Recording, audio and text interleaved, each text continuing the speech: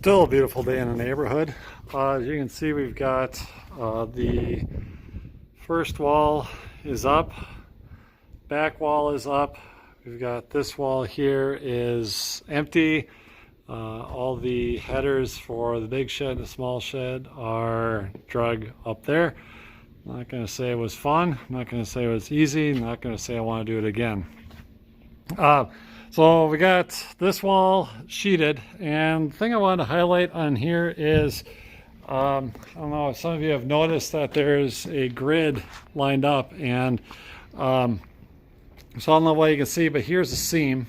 Actually, I'm going to come over here to our stockpile and just flip one of these over and kind of go over some of the lines. I don't know if we ever spend any time going over this.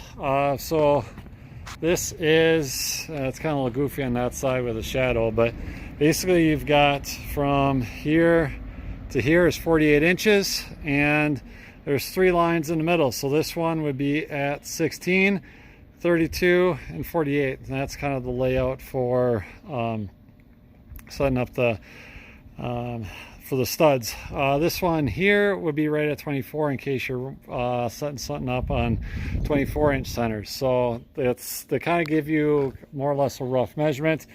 And then same thing going this way. So this would be 16, 24, 32, 48, and off the top of my head, that'd be 24, 48, 54.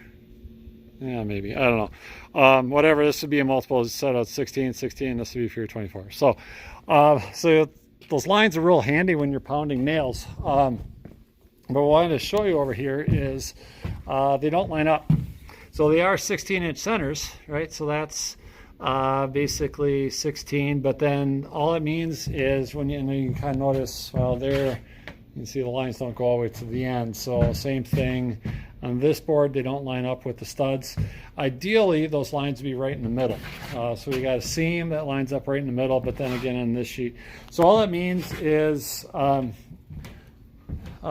this project, everything was just hand pounded, so you got enough time to think, and it's pretty obvious when you miss the nail. Sorry, when the nail misses the stud. So on this here, I can see you just kind of go over, 3/4 of an inch roughly and hit the stud.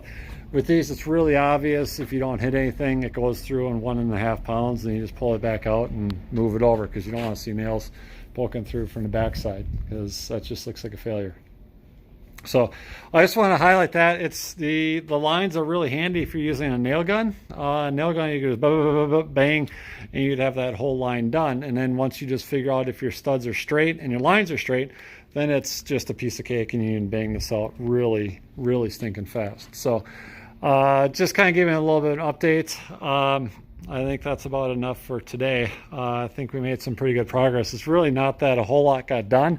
Honestly, most of the real work got done with the framing up of the walls. And that's kind of those things where if you ever watch when a house goes up, it seems like that part of the house goes really fast. Like all of a sudden it'll go from nothing to something in like a day or two, and then you don't realize all the putsy stuff and the detail stuff. There's a lot of stuff that's going on the inside.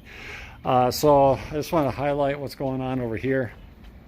When we put these up, remember when we set these out on layout, we did we subtracted 3.5 inches. It didn't work out quite perfectly. You can see I lined everything up, and we're off by about a 1/16, maybe a big 1/8 there on the side, but it's going to work out. I'm not too worried about it because the sheeting's going to go over the side. But that's where I set up the plywood. It worked out pretty nice, just because all of our outside dimensions are multiples of 4. So far I haven't had to cut any sheets of OSB. Not a single sheet's been cut. So we've got one, you can see there's the seam, and then there's the seam, and then that would be the end of it. So there's nice even 3 sheets there, 4 sheets on this side, and then that's I guess would be the window wall on this shed has also 4 sheets. And so I guess this kind of leaves us to the what's next question. as we go through, what do you think is going to happen next? Most of you have given some really good suggestions so far.